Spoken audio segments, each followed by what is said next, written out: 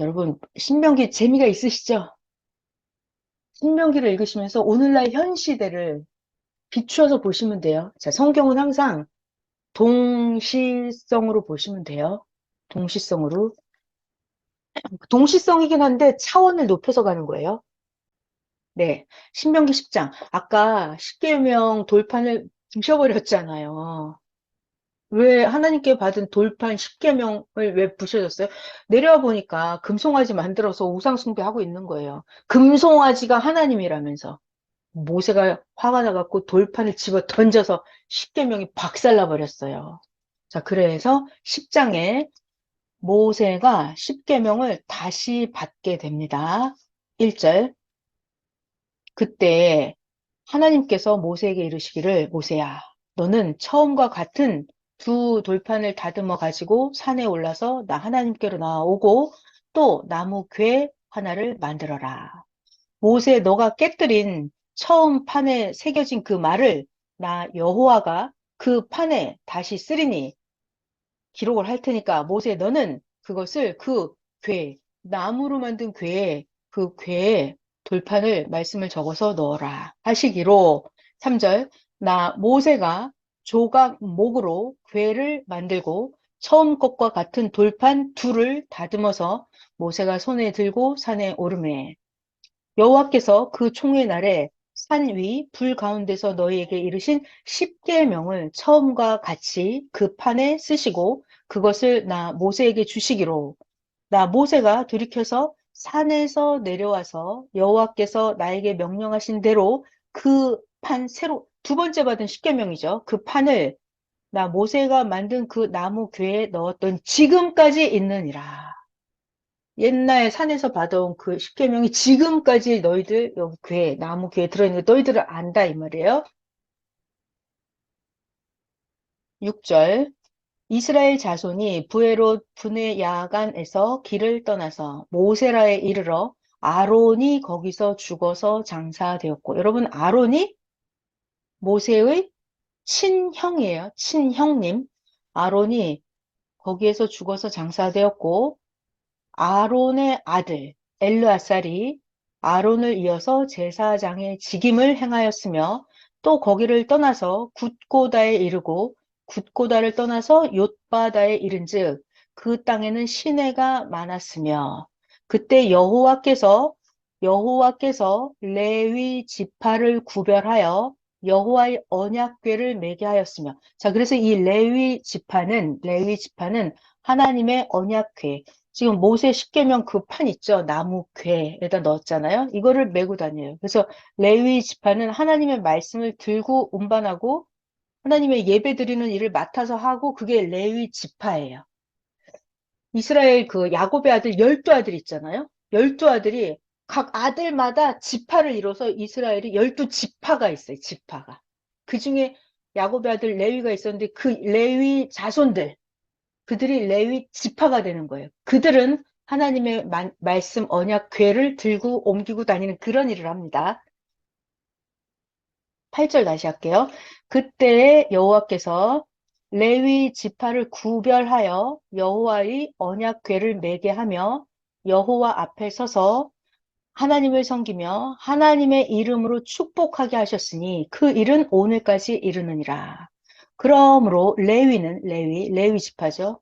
레위는 그 형제 중에 분깃이 없으며 나눠 받는 게 없다는 거예요. 기업이 없고 하나님 여호와께서 레위에게 말씀하신 것 같이, 그들에게 말씀하신 것 같이 여호와가, 하나님이 레위의 기업이 되니라. 그러니까 자, 저 좀 봐봐요. 이제 나중에 모세가 그 한 족속들을 이렇게 물리치면서 땅이 생길 때마다 갓 지파 뭐 이렇게 지파들에게 땅을 나눠줘요. 땅을 나눠줘요. 그런데 이 레위 지파에게는 땅을 주지 않아요. 옛날 사람 땅이 있어야 먹고 살 거 아니에요. 그죠? 농사 짓고 목축도 하려면 땅이 있어야 되잖아요. 그래서 11지파는 11개 지파들에게는 모세가 땅을 나눠줘요. 여호수아가 가서 이제 땅을 나눠주죠. 자, 그런데 이 레위 지파는 땅을 주지 않아요. 그러니까 레위 지파는 자기의 기업, 자기가 먹고 사는 그 대책이 뭐냐면 하나님의 말씀, 하나님을 섬기고 하나님을 이렇게 그들에게 알려주고 하는 그런 일을 해요. 제사장 직분을 하고 그게 레위 지파예요. 그래서 9절에 보면 레위는 그 형제 중에 분깃이 없으며 레위는 기업이 없고 하나님이 말씀하신 것처럼 여호와 자체가 하나님을 모시고 섬기는 일, 그것이 레위 지파의 기업이 되었느니라. 10절, 나 모세가 처음과 같이 40주 40야를 산에 머물렀고 그때에도 하나님께서 나 모세의 기도를 들으시고 너를 참아서 멸하지 아니하시고 여호와께서 나 모세에게 말씀하시되 모세야 일어나서 백성보다 먼저 길을 떠나라. 나 하나님이 이스라엘 백성 그들에게 주리라고 그들 조상들에게 맹세한 땅에 그들이 이스라엘 백성들이 들어가서 정령코 그 땅을 차지하리라 하셨느니라. 그러니까 이스라엘 백성은 계속 불평불만 궁시렁궁시렁 하는데 하나님은 모세에게 야 모세야 빨리 가라. 나는 내가 약속했으니까 거기 그 땅을 자손들에게 주겠다. 하나님은 계속 하시는 거예요. 자, 하나님이 이스라엘 백성에게 요구하시는 것이 있어요. 자, 저 좀 봐봐요. 여러분이 부모잖아요. 부모가 자녀에게 요구하는 게 있죠. 부모가 자녀에게 뭘 요구해요?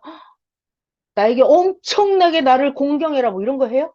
나에게 엄청나게 돈을 벌어와라 이런 거 해요? 안 하죠? 그냥 착하게 살고 이런 거 한단 말이에요. 그렇듯이 하나님도 우리들에게 요구하는 게 뭐 대단한 게 아니에요. 한번 읽어볼게요. 여호와가 요구하시는 게 있어요. 이스라엘아, 너희 하나님 여호와께서 너에게 요구하시는 것이 무엇이냐? 오직 하나님 여호와를 경외하며 마음으로 하나님을 경외하고 하나님의 모든 하나님의 말씀을 행하고 하나님을 사랑하고 마음을 다하고 뜻을 다하여 하나님 여호와를 섬기고 내가 하나님이 오늘 너의 행복, 결국은 너 잘 살게 해주는 너의 행복을 위해서 너에게 명령하는 하나님의 명령과 규례를 지킬 것이 아니냐? 그러니까는 엄마 말을 잘 들으면 자다가 떡이 생긴다고 하는 것처럼 하나님 말씀을 잘 지킨다고 하는 것은 결국은 너 잘 되는 거예요. 너 잘 되게 하는 거. 그게 하나님이 우리에게 원하시는 거예요. 하나님 말씀을 잘 지키면 내가 잘 되는 거고 하나님 말씀을 안 지키면 이게 안 좋은 길로 가는 거란 말이에요. 화 받는 길로. 그거 하지 말고 그냥 하나님 말씀을 잘 지켜라. 그것은 결국 너 잘 먹고 잘 살게 하라는 얘기예요. 13절, 네가 오늘 너의 행복을 위해서 너에게 명하는 하나님의 명령 규례를 지켜라. 이것뿐이 아니냐. 겨우 이거 좀 잘 지키라고 하는 거다. 하늘과 모든 하늘의 하늘과 땅과 그 위의 만물은 본래 하나님께 속한 것이로되 하나님께서 오직 너의 조상들을 기뻐하시고, 이거 여호와께서 하나님 오직 너의 조상들을 기뻐하시고, 너의 조상들을 사랑하사 그들의 후손인 너를 만민 중에서 택하셨음이 오늘과 같으니라. 그러니까 이스라엘 백성이 그때 하나님께 택함을 받은 것도 이들이 의로워서가 아니라 그 조상 누구죠? 아브라함, 이삭, 야곱, 요셉, 이들이 너무너무너무 하나님을 사랑했어요. 그래서 하나님이 이들에게, 아브라함, 이삭, 야곱, 이들에게 하신 약속 때문에 이 자손들까지 축복을 주는 거예요. 자, 여러분, 여기서 정신을 차려봐요. 저 좀 봐봐요. 여러분들이 지금 새 역사, 하나님의 섭리 역사에 왔잖아요. 이게 여러분들이 너무 의로워서, 여러분들이 하나님 앞에 너무 선을 행해서 여기에 왔어요? 저는 아니에요. 저는 예전에 하나님을 너무 사랑하는 그런 사람이 아니었어요. 내가 뭘 잘해서 여기 섭리 역사에 온 게 아니에요. 하나님 여기 정답이 나왔잖아요. 너의 조상들을 기뻐하시고. 그러니까 여러분들이요. 여러분의 조상들을 한번 생각해 봐요. 여러분들 조상님들이 부모님부터 해갖고 부모님이 굉장히 의로우셨죠. 부모님이 선하셨고. 잘 모른다 하더라도 할머니, 할아버지 중에 아마 굉장히 착하고 좋은 일을 굉장히 많이 하셨을 거예요. 제가 보니까 이 조상님들의 덕이 많더라고요. 조상님들의 덕이. 그 얘기를 하고 있는 거예요, 지금 하나님이. 15절. 너 조상들을 기뻐해서 네 조상들을 사랑해서 그의 후손인 너를 만민 중에서 택해서 오늘날처럼 여기에 불러왔느니라. 그러므로 너희는 굉장히 중요한 얘기 나오죠. 마음의 할례를 행하고 다시는 목을 곧게 하지 마라. 여러분, 마음의 할례를 한다, 이게 뭘까요? 그러니까 이스라엘 사람들은 태어나서 8일째가 되면 그 생식기에다가 할례를 해요. 표시를 해요. 이게 뭐다? 나는 하나님을 믿는 자손이다라는 걸 표시를 하는 거예요. 그러니까 육적인 표시를 했다고 쳐요. 태어나서 8일 만에 했다고 쳐요. 육적인 표시를 했어요. 그런데 내가 마음으로 하나님을 안 믿고 우상 숭배를 하고 다니면 그거 육신에다 한 할례는 아무 소용이 없죠. 그러니까 하나님이 하시는 말씀이 지금 모세를 통해서 마음의 할례를 해라. 마음의 할례. 그러니까 나는 하나님을 믿는 자다. 나는 절대 하나님 말씀을 지켜 행하는 자다라는 마음의 색이라고요. 마음에다가 하나님 믿는 자다라는 걸 표시를 하라고요. 그게 마음의 할례를 해라 이거예요. 여러분들은 다 마음의 할례를 하셨잖아요. 그러니까 지금 여기까지 온 거예요. 그래서 마음에 하나님을 믿는 자라는 표시가 되어 있기 때문에 우리는 마음에 하나님 말씀이 아닌 걸 행하면 꺼림이 되죠. 그러니까 그런 꺼림이 있으니까 회개하고 고치고 이렇게 하는 거예요, 우리는. 마음의 할례를 해라. 이렇게. 그리고 다시는 목을 곧게 하지 마라. 너희 하나님 여호와는 신 가운데 신이며 주 가운데 주시오. 크고 능하시며 두려우신 하나님이시라. 하나님은 사람을 외모로 보지 아니하시고 하나님은 뇌물도 받지 아니하시고 하나님은 고아와 과부를 위하여 정의를 행하시며 하나님은 나그네를 사랑하여 나그네에게 떡과 옷을 주시나니 너희는 나그네를 사랑하라. 전에 너희들도 애굽 땅에서 나그네 되었었느니라. 너의 하나님 여호와를 경외하며 하나님을 섬기며 하나님에게 의지하고 하나님의 이름으로 맹세하라. 하나님 그는 너의 찬송이시오 너의 하나님이시라. 너의 눈으로 본 이같이 크고 두려운 일을 너를 위하여 행하셨느니라. 자, 여러분들을 지금까지 여기에 데려오기 위해서 하나님이 행하신 거를 여러분 많이 봤어요? 많이 봤죠? 많이 봤어요.